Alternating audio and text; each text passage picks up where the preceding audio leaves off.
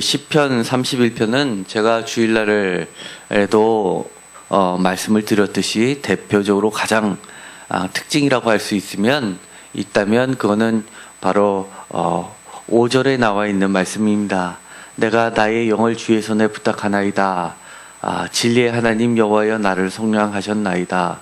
라는 이 말씀, 특히 앞부분에 있는 내가 나의 영을 주의 손에 부탁하나이다. 라는 이 구절은 누가복음을 기준으로 했을 때 십자가 위에서 가장 마지막으로 하나님께 예수님께서 올려드린 기도였습니다.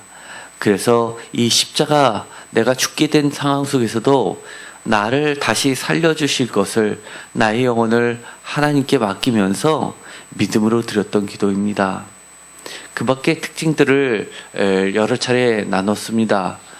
이 시편 31편은 이건 제 개인적인 견해입니다만 한 사람이 이것을 다 지었다고 하기에는 이상할 정도로 시편 각 곳에 나와 있는 주옥 같은 그 자주 나오는 표현들이 이 31편에 모두 수집돼서 각 절마다 나타나고 있는 것을 우리가 살펴본 적이 있습니다. 뿐만 아니라 이 31편은 이 선지서에서도 많은 부분이 그대로 인용된 것들을 보게 됩니다. 그래서 한 편 한 편이 정말 이렇게 한 절 한 절이 따로 독립되어서 하나님께 올려드리는 기도이고 찬양이라고 해도 과언이 아닐 정도입니다. 지난 주보를 반드시 참조해 보시고 다시 한번 보셔도 좋을 듯합니다. 그날 내용이 너무 많아서 다 말씀하지 못했던 것들을 오늘 추가로 하려고 합니다. 먼저 이 시편 31편을 너무나 내용이 많다 보니까 학자마다 이것을 두 편으로 나누는 학자들도 있을 정도입니다. 그러나 이것은 전체적으로 오늘 화면에서 보이는 것처럼 전체, 좀 시편치고는 긴 편인데도 불구하고 1절부터 24절까지가 하나의 짝을 이루는 말로, 대꾸를 이루는 말로 이 상반 부분하고 하반 부분이 교묘하게 대칭 구조를 그려져 있습니다. 그래서 이것은 정교하게 의도적으로 한편으로 만들어진 시임이 분명해 보입니다. 예를 들어서 1절과 19절에 공통적으로 나오는 피하다, 그 다음에 1절과 18절에 공통적으로 나오는 부끄럽게 하다, 2절과 15절에 나오는 구하다, 구원하다, 그리고 2절하고 16절에 나오는 구원하다. 물론 이 구원하다가 번역으로는 다 같다고 할 수 있지만 히브리 원어로는 조금 차이가 있습니다. 2절과 15절에서는 나찰이라는 단어를 쓰고 2절과 16절은 야샤라는 단어를 사용하고 있습니다. 어쨌든 이 전체적으로 공통적으로 나오는 단어들은 이처럼 히브리 원어를 기준으로 했을 때 그렇습니다. 그리고 5절, 8절, 15절은 하나님의 손을 나타내는 야드란 말로 나와 있고, 그리고 6절, 14절에는 베타흐라는 의지라는 단어, 그리고 7절, 16절, 21절은 헤세드라는 인자라는 단어가 나오게 됩니다. 그래서 이것을 어떤 한 부분만 나누기에는 어려울 정도로 일부러 이렇게 상반 부분, 하반 부분을 균형 있게 배치해 놓고 있습니다. 특별히 헤세드라는 단어는 매우 중요한 단어이고 31편뿐만 아니라 하나님의 속성을 나타내는 아주 중요한 단어입니다. 대표적으로 호세아의 하나님의 속성을 나타내는 단어 하나를 꼽자면은 바로 하나님의 사랑, 이 헤세드를 나타난다고 할 수 있을 정도입니다. 그렇게 중요한 이 헤세드, 이 사랑이라는 단어 또는 인자라고 번역된 이 단어가 전체를 꿰뚫고 있습니다.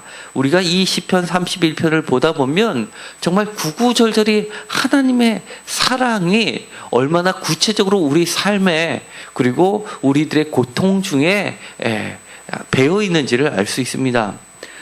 특별히 예수님께서 이런 기도를 드렸던 건, 내가 나의 영을 주의 손에 부탁하나이다 라고 마지막 기도를 드렸었던 그 배경에는 이처럼 하나님의 손에 내 영혼을 나의 인생을 나의 생명을 맡길 수 있다는 그런 확신, 주의 사랑을 확실히 믿고 있다는 것을 보여주고 있기 때문입니다. 대표적으로 14절에 이렇게 이야기합니다. 여호와여 그리하여도 나는 주께 의지하고 말하기를 주는 내 하나님이시라 하였나이다 라고 하면서 그러하여도 라는 말을 통해서 그 앞부분에 있었던 14절의 대적들, 내 이웃들, 내 친구들, 그런 사람들이 마치 내가 살아있는데도, 멀쩡히 살아있는데도 불구하고 13절에 나와 있는 것처럼 내 생명을 빼앗기로 꾀할 뿐만 아니라 살아있는 사람을 마치 죽은 자처럼 마음에 두지 아니하고 깨진 그릇처럼 취급하고 버렸다는 사실이 있습니다. 그럼에도 불구하고 그러하여도 나는 하나님을 나의 하나님이라고, 나의 주님이라고, 나의 앞날, 나의 나머지 생애를 하나님께 의탁한다라고 하고 있는 겁니다. 그럴 수 있는 이유는 바로 나를 구원해주고 건져질 수 있는 것이 바로 나를 공격하는 대적들의 손이 아니라 15절에 있는 나를 협박하는 자들의 손이 아니라 그들의 손에서 나를 건져주시는 하나님의 선하신 사랑에 근거하고 있습니다. 그래서 이렇게 고백합니다. 16절에 주의 얼굴을 주의 종에게 비치시고 주의 사랑하심으로 나를 구원하소서. 얼마나 멋진 말입니까? 우리가 하나님을 믿는 이유는 우리가 교리적으로 그래야만 된다고 믿는다면 그것도 하나의 방편일 수는 있겠지만 어떻게 보면 신앙생활이 즐겁지만은 않을 것 같습니다. 그러나 우리가 신앙생활을 하다 보면 정말 하나님의 사랑을 우리 부모님이 나를 사랑하는 것보다 더 짙은 사랑을 우리가 시시때때로 경험하지 않습니까? 그렇기 때문에 우리 육신의 부모는 우리의 앞날을 바라볼 수도 그리고 다 알 수도 없지만 그럼에도 불구하고 하나님께서는 우리의 앞날을 다 아시고 또 우리의 앞날을 아시는 하나님께 우리의 인생을 맡길 수 있는 거 아니겠습니까? 주의 사랑을 아까도 말씀드렸지만 인자라고 번역을 했다고 했습니다. 특별히 7절에 보면 내가 주의 인자하심을 기뻐하고 즐거워할 것은 주께서 나의 고난을 보시고 환난 중에 있는 내 영혼을 아셨으며 라고 이야기합니다. 인자 사랑을 표준세 번역에서는 이렇게 번역하고 있습니다. 주님의 한결같은 그 사랑을 생각할 때마다 나는 기쁘고 즐겁습니다. 주님은 나의 고난을 돌아보시며 내 영혼의 아픔을 알고 계십니다. 이 인자 사랑을 주님의 한결같은 그 사랑이라고 표준세 번역은 번역하고 있습니다. 주님은 한결같은 그 사랑이라고 했습니다. 뿐만 아니라 나아가서 뭐라고 이야기하냐면 나를 항상 주시하고 있다고 이야기합니다. 주께서 나의 고난을 보시고 환난 중에서 내 영혼을 아셨으며, 보시고 아신다고 하는 이 표현은 출애굽기에 역사하시는 하나님의 모습을 그대로 담아내고 있습니다. 이 고통당하는 이스라엘 사람들의 고통을 들으시고 보시고 그리고 아시고 건져내 주시는 하나님이셨습니다. 그래서 8절에 보면 그대로 남겨두는 게 아니라 내 발을 넓은 곳에 세우시는 하나님, 그래서 내게 은혜를 베푸시는 하나님이라고 이야기를 하고 있습니다. 우리가 힘듭니까? 힘들면 얼마나 힘든가요? 정말 이 시인이 얘기하는 것처럼 힘듭니까? 네, 이 시인이 얘기하는 것처럼 힘들 수 있습니다. 내 주변은 모두 대적들로 둘러싸여 있고 10절에 이야기하는 것처럼 내 일생을 슬픔으로 지금 내가 보내고 있고 나의 연수를 탄식으로 보내고 있고 또 9절에 내가 정말 슬퍼서 눈물을 흘리면서 보내는 날이 너무 많아서 내 영혼과 몸이 쇠하고 눈은 퉁퉁 부를 때가 정말 많이 있을 수 있습니다. 그러나 그때마다 이 시편을 읽으십시오. 하나님의 러브 레터를 읽으십시오. 그러면 하나님의 그 사랑이 내게 전달됩니다. 하나님의 사랑을 느끼면서 주의 사랑으로 다시금 우리도 주님께서 나를 사랑해 주신 그 사랑을 기억하면서 주님을 사랑하는 그 마음으로 하나님을 불러보십시오. 그러면 분명히 우리를 구원해 주실 겁니다. 이렇게 시인은 하나님을 만나고 나서 이야기합니다. 얼마나 멋진 표현을 쓰는지 모르겠습니다. 19절에 보면 쌓아두신 은혜, 곧 죽게 피하는 자들 위하여 인생 앞에 베푸신 은혜, 이렇게 그 은혜가 어찌 그리 큰지요? 라고 감탄하고 있습니다. 우리가 주님의 사랑을 알면 얼마나 압니까? 그런데 이 시인이 깨닫는 것처럼, 시인이 발견하는 것처럼 우리에게 그 숨겨주신, 그리고 우리를 위해서 우리의 앞날에 인생 앞에 베푸신, 쌓아두신 은혜를 어서속히 허락해달라고, 베풀어달라고 간절히 기도해 주시기 바랍니다. 분명 주님께서는 그 변함없는 한결같은 사랑을 우리에게 베풀어 주십니다. 때로는 우리가 너무 부끄러워서 주님의 사랑을 받기에 부족하다, 그리고 내 잘못 때문에 이런 고통을 당하지 않을까 생각이 든다면 여기 있는 이 시인의 고백한 말을 다시 한번 묵상하시기 바랍니다. 3절에 보면 주의 나의 반석 산성이라고 고백하면서 주의 이름을 생각하셔서 나를 인도하고 지도하소서라고 이야기합니다. 나 때문에, 내가 하나님 앞에 얼마나 의로워서가 아니라 주의 이름 때문에, 주님 자신 때문에 우리를 사랑해 주십니다. 우리를 구원해 주십니다.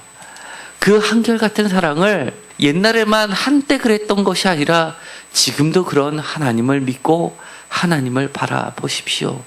우리가 진실하게 하나님을 바라고 믿고 그리고 기다리면 하나님께서는 이렇게 이야기를 해 주시는 겁니다. 23절에 너희 모든 성도들아 여호와를 사랑하라. 여호와께서 진실한 자를 보호하시고 교만하게 행하는 자에게 엄중히 갚으시느니라. 끝날지 않을 것만 같은 그 전쟁 곧 끝납니다. 분명히 주님께서는 이렇게 이야기합니다. 너희 모든 성도들아 여호와를 사랑하라 라고 이야기합니다. 주님은 진실한 자를 보호해 주신다고 이야기합니다.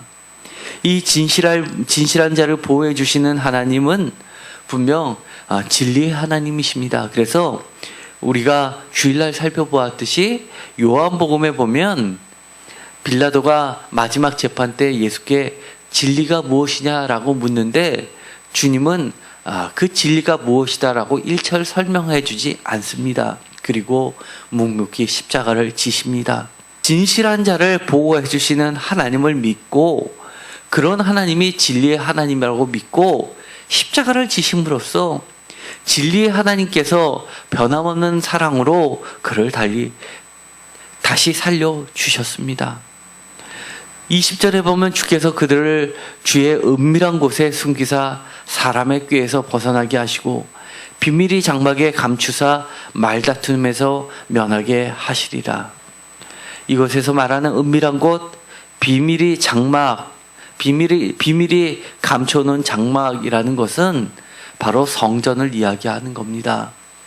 주의 은밀한 곳, 이것은 지성소를 의미할 수도 있습니다. 어쨌든 간에 주의 은밀한 곳, 비밀이 감춰지는 장막, 이 모든 것은 하나님의 날개를 이야기합니다. 그리고 21절에 그것을 견고한 성이라고 다시 표현하고 있습니다. 이렇게 어려울수록 힘들수록 내 스스로 내 지혜로 문제를 해결하려고 내 마음을 다스리려고 그리고 마음을 수련하면서 이것을 인생이 그렇지 하면서 해결하려고 애쓰는 사람이 아니라 정말 안타까워서 주님께 달려 나오고 하나님께 말도 안 되지만 정말 답답한 심령으로 부르짖는 그 기도, 정말 앞뒤 이야기가 맞지 않는 것 같지만 내 마음의 심정을 그대로 표현하는 그 기도 모두를 하나님께서는 들으시고 우리에게 놀라운 사랑을 보여주신다고 이야기합니다. 이곳에서 이야기하는 이 놀라운 사랑, 21절에 이야기하는 그 놀라운 사랑이 무엇일까요? 우리가 그동안 보면 대충은 이야기할 수는 있습니다. 1절에 있는 것처럼 인자, 주의 한결같은 그 사랑, 또는 16절에 있는 것처럼 주의 사랑, 이처럼 이런 것과 같은 그런 놀라운 사랑 아닐까라고 생각이 우선적으로 들 수 있습니다. 그 밖에 이 놀라운 사랑이 무엇일까? 사랑이라고 표현해도 좋은데 이 사랑을 넘어서 헤세드, 인자라고만 해도 될 텐데 놀라운을 붙이는 그 놀라운 사랑이라는 것은 과연 무엇일까요? 정말 하나님께 저에게 놀라운 사랑을 보여주십시오라고 기도한다면 하나님은 내게 어떠한 사랑을 보여주실까요? 사실 그 놀라운 사랑에 대해서 구체적으로 뭐라고 이곳에선 이야기하지 않습니다. 그런데 이 놀랍다라는 표현은 기이하다라는 표현하고 사실 같습니다. 성경에서 기이한 사랑 또는 기이한 이적 같은 기이한 놀라운에 수식어를 붙여서 나오는 하나님의 역사하심을 보면 가장 많이 등장하는 것이 바로 출애굽 역사에 사용되고 있음을 보게 됩니다. 하나님께서 도저히 인간의 힘으로는 어찌할 수 없는 억압과 고통 가운데서 하나님의 그 막강하신 팔로서 말도 안 되게 정말 논리 앞뒤 안 맞게 낮은 자가 높아지고 높은 자가 힘 있는 자가 낮아지는 그런 새로운 반전의 형태로 세상을 뒤집는 그런 방식으로 끄집어내낼 때 사용하는 것이 바로 이 놀랍다라는 표현입니다. 또한 이런 데도 사용이 됩니다. 예를 들어서 모세의 노래라고 대표적으로 보여지는 이 신명기 32장에 보면 출애굽과 같이 엮어서 이렇게 이야기합니다. 10절에 보면 여호와께서 그를 황무지에서 짐승이 부르짖는 광야에서 만나시고 호위하시며 보호하시며 자기의 눈동자같이 지키셨도다. 주의 사랑은 이처럼 눈동자같이 지키시고 보호하시는 사랑을 나타낼 때도 사용됩니다. 시편 17편 8절에 나를 눈동자같이 지키시고 쥐의 날개 그늘 아래 감추사라는 표현도 있습니다. 이처럼 출애굽을 하는 역사뿐만 아니라 출애굽시켜서 그리고 하나님의 약속의 땅, 우리로 치자면 하나님의 품, 하나님의 나라까지 그렇게 도착할 수 있도록 안전하게 끊임없이 지도하시고 인도하실 때 하나님께서 하시는 놀라운 모든 방식을 이야기하는데 대표적으로 그것을 눈동자같이 지키시는 모습으로 표현하고 있습니다. 우리의 눈동자를 손으로 찌르면 어떻게 되나요? 하나님께서는 이렇게 이야기하십니다. 내 사랑하는 자녀들의 눈동자를 찔러봐라. 내가 어떻게 하겠느냐? 라고는 답변이 성경책에 나와 있습니다. 혹시 기억나시는 분이 계시나요? 스가랴서 2장 8절에 보면 이렇게 되어 있습니다. 만군의 여호와께서 이같이 말씀하시되 영광을 위하여 나를 너희를 노력한 여러 나라로 보내셨나니 너희를 범하는 자는 그의 눈동자를 범하는 것이라. 한마디로 너희들아, 만약에 너희들이 내 백성 이스라엘 백성들을 찔러봐라. 내 눈동자를 찔러봐라. 내 백성을 건드리는 것은 내 하나님, 나 하나님의 눈동자를 찌르는 거니 내가 어찌 가만히 있겠느냐. 너희들의 눈을 다 파버리고도 내 성이 가라앉지 않을 것이다 라고 말씀하시는 거나 같은 겁니다. 그의 눈동자를 범하는 것이다 라는 것은 너희를 범하는 자는 그의 눈동자를 범하는 것이다 라는 것은 너희가 내 백성의 눈을 찔렀다면 그것은 내 백성의 눈동자를 찌른 게 아니라 너희 스스로 너희 눈동자를 찌른 것처럼 아픔을 내가 너희들에게 안겨주겠다라는 하나님의 말씀인 겁니다. 다시 이야기하면 내가 너희들 눈들을 다 찔러버리고 말겠다라는 하나님의 그런 강력한 메시지를 담고 있는 겁니다. 스가랴서 14장 12절에는 이렇게 이야기합니다. 예루살렘을 친 모든 백성에게 여호와께서 내리실 재앙은 이러하니 곧 섰을 때 그들의 살이 썩으며 그들의 눈동자가 눈구멍 속에서 썩으며 그들의 혀가 입속에서 썩을 것이며. 얼마나 무서운 말입니까? 이처럼 놀라운 사랑, 다른 말로 어떻게 표현할 수 있을까요? 그들의 눈동자가 눈구멍 속에서 썩으며 그들의 혀가 입속에서 썩을 것이며. 정말 우리를 비방하고 또 입으로 우리를 심하게 정말 칼만 안 들었지 난도질하는 사람들 있습니다. 그런 사람들 하나님께서 뭐라고 이야기합니까? 그들의 혀가 입속에서 썩을 것이다 라고 이야기하는 겁니다. 얼마나 무서운 말입니까? 이쯤 되면 사실은 내가 아파서 그들이 그런 대적하는 행동들을 그만둬야 되는 게 아니라 그들이 불쌍해서라도 그만둬야 됩니다. 하나님께서 그들의 눈을 썩게 하고 그들의 혀를 입속에서 썩게 하는 그 고통이 얼마나 무시무시한데 그것을 모르고 교만하게 완악하게 하나님의 백성들을 괴롭힐 수 있겠습니까? 여기서 23절에 보면 엄중히 갚는다고 이야기합니다. 그냥 갚는 것이 아니라 엄중히 갚는다는 이 표현을 표준세번역에서는 이렇게 번역합니다. 23절 주님을 믿는 성도들아 너희 모두 주님을 사랑하여라. 주님께서 신실한 사람은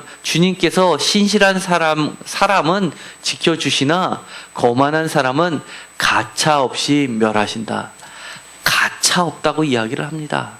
엄중히 갚으신다는 말을 정말 뒤도 돌아보지 않으시고 정말 두 번도 생각하지 않으시고 처벌하신다는 이야기입니다.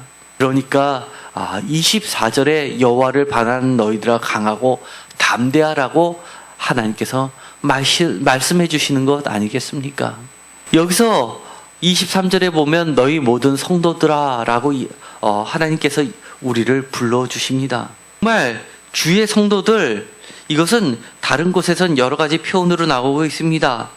주의 거룩한 백성들이라는 표현도 나오게 됩니다. 사실 이 성도들이란 표현은 그렇게 많이 나오는 단어가 아닙니다. 예를 들어서 신명기 32장 2절에 보면 1만 성도라는 표현이 나옵니다. 그가 일렀을 때 여호와께서 시내산에서 오시고 세일산에서 일어나시고 바란산에서 비추시고 1만 성도 가운데 강림하셨고 그의 오른손에는 그들을 위해 번쩍이는 불이 있도다 라고 하는 곳에 처음 등장합니다. 그리고 시편 16편 3절에 있는 말씀에는 땅에 있는 성도들은 존귀한 자들이니 나의 모든 즐거움이 그들에게 있도다 라고 표현을 하면서 하나님을 사랑하는 자, 하나님의 백성들, 이런 사람들을 이것을 성도라고 이야기하면서 존귀한 자들이라고 하면서 하나님의 아들들로 취급해 주시는 겁니다. 시편 너희 모든 성도들아 여호와를 사랑하라. 여호와께서 진실한 자를 보호하시고 교만하게 행하시는 자에게 엄중히 갚으신다라고 하면서 우리 성도들이 여호와를 사랑할 것을 하나님께서는 바라시고 계십니다. 왜냐하면 사랑은 원사이드 러브가 아니기 때문입니다. 하나님께서 자신을 이야기할 때 정말 한결같은 사랑, 그리고 변치 않는 사랑, 인자로 표현하시고 놀라운 사랑으로 표현해 주셨는데 우리에게 그런 사랑을 주시는 분이신데 너희들도 내가 너희를 사랑하는 그만큼은 아닐지라도 나를 사랑해 줬으면 좋겠다라고 하나님은 우리의 사랑도 원하고 계시는 매우 인격적인 분이십니다. 사실 하나님 정도 되면 우리를 굴복시켜서 사랑 안 할 수 없게끔 만드실 수 있지 않겠습니까? 그러나 하나님은 진정으로 사랑이 많으시기 때문에 억지로 하게끔 만드시지 않습니다. 심지어 그 사랑이 얼마나 크냐면 거역하고 반역하는 자들도 있게 만드십니다. 그럼에도 불구하고 하나님은 우리들에게 나를 사랑하라 라고 이야기를 합니다. 그리고 나를 사랑하는 자를 바로 하나님은 성도 거룩한 백성이라고 이야기를 해 주십니다. 시편 50편 5절에 보면 매우 귀한 말씀이 나옵니다. 이 성도들을 이렇게 표현하고 있습니다. 이르시되 나의 성도들을 내 앞에 모으라. 그들은 제사로 나와 언약한 이들이니라 하시도다. 얼마나 멋진 말입니까?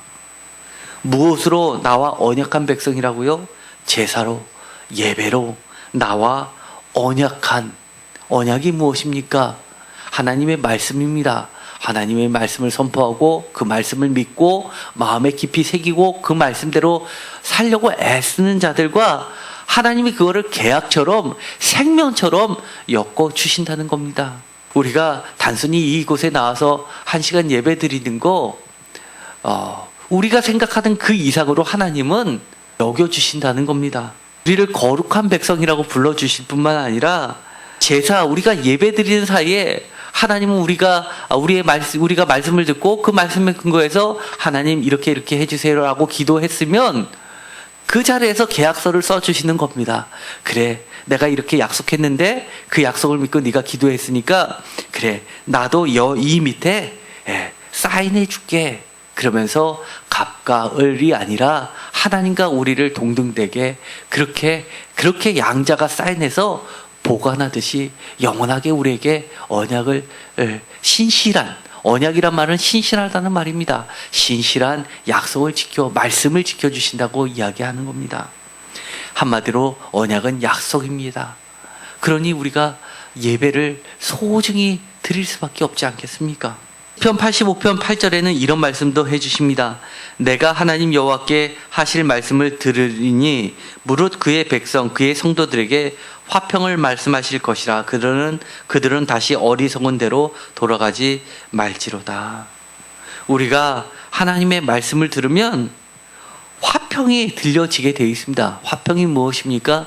내가 만드는 내 마음의 평화가 아니라 하나님이 이루어주시는 완벽한 균형, 완벽한 채워짐을 이야기하는 겁니다.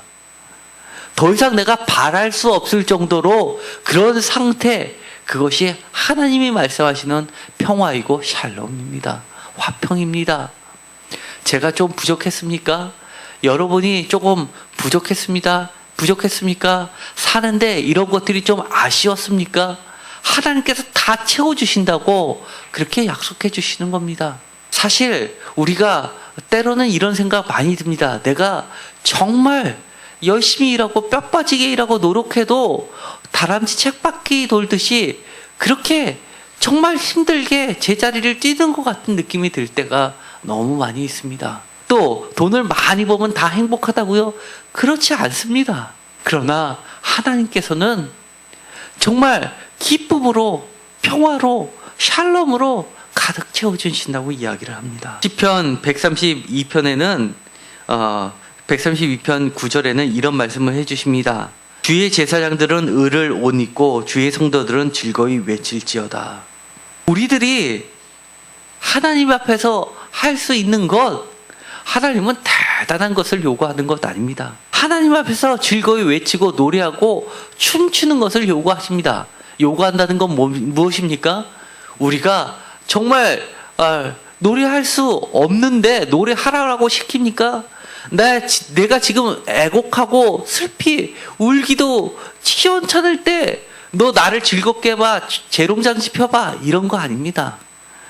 우리가 즐거이 외치게끔 하나님이 만들어주신다는 거 아니겠습니까? 시편 148편 14절에는 그가 그의 백성의 뿔을 높이셨으니 그는 모든 성도 곧 그를 가까이 하는 백성 이스라엘 자손의 찬양 받으실 이시로다. 할렐루야 라고 이야기합니다. 제가 말씀을 드렸죠. 하나님이 그렇게 만들어주시는데 어떻게 만들어주시냐 하면 그의 백성 성도들의 뿔을 높여주신다고 이야기합니다.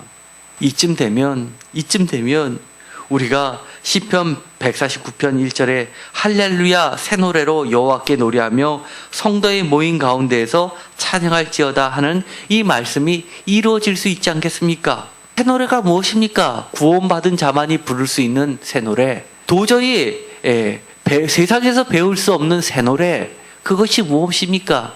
정말 성도들의 모임 가운데서 구원받은 자들 가운데서 하나님의 사랑을 받아보고 느끼고 경험한 사람만이 그 사랑을 표현할 수 있는 노래, 구원받아 본 자만이 부를 수 있는 노래가 새 노래 아니겠습니까? 하나님의 사랑을 경험하지 못한 사람한테 하나님의 사랑이 이것이다 라고 아무리 설명해도 그 사람이 내가 느낀 그 사랑만큼 느낄 수 있습니까? 우리가 아무리 바깥에 나가서 전도한다고 해도 예수님 믿으세요, 하나님이 이렇게 좋아요 라고 해도 우리가 정말 죽었다 깨어나는 경험을 해서 하나님 믿으면 죽음에서 살려주십니다 라고 이야기해도 그들이 얼마나 그것을 실감나게 받아들일 수 있겠습니까? 이것은 정말 경험해 본 사람만이 정말 새롭게, 기존의 노래가 아닌 정말 새롭게 하나님께 올려드릴 수 있는 노래 아니겠습니까? 그런데 그것을 성도에게는 허락해 주신다는 겁니다. 얼마나 귀합니까? 23절에 너희 모든 성도들아 여호와를 사랑하라. 정말 우리가 하나님을 사랑하고 하나님도 우리를 사랑하는 깨질 수 없는 약속된 그런 언약의 관계로 우리를 하나님께서 보호해 주시고 지키시고 인도해 주신다고 이야기합니다. 구체적으로 놀랍고 기이한 출애굽의 역사하고 맞물려서 표현하는 것, 눈동자처럼 우리를 지키시는 하나님의 그 사랑. 그렇기 때문에 우리가 정말 놀라운 사랑이라고 표현할 수밖에 없는 그런 사랑 아니겠습니까? 다시 한번 5절을 다 같이 읽어보겠습니다. 내가 나의 영을 주의 손에 부탁하나이다. 아멘. 특별히 이 말씀은 유대인들이 랍비 전승에 따르면 자신들의 자녀들이 잠들 때 부모님이 이 5절의 말씀을 노래로 불러주면서 자장거처럼 잠자리에 들 때 들려줬던 노래라고 합니다. 주님이 십자가에 달려 돌아가시기 직전에 하나님께 이 노래를 불러드렸고, 주님은 이 31편을 통해서 우리들에게 알려주시는 것이 있습니다. 우리 하나님의 백성들에게 19절에 있는 것처럼 우리 인생 앞에 베푸신 은혜가 얼마나 큰지, 쌓아두신 은혜가 얼마나 큰지 너희들이 주의 사랑 앞에 주의 손에 너의 남은 인생을 한번 맡겨보라라고 이야기를 하십니다. 우리 주변에 원수가 없다라고 이야기하는 게 아니라 원수가 있고 그 사람들이 나를 죽은 사람처럼 그렇게 투명인간처럼 그렇게 취급해도 그러하여도 14절에 그러하여도 주는 너의 하나님이다 라고 알려주시는 겁니다. 얼마나 감사한지요. 우리는 주의 이름 때문에 우리를 인도하시고 구원해 주신다는 이 3절의 말씀처럼 우리가 하나님께 나아갈 수 있게 되었습니다.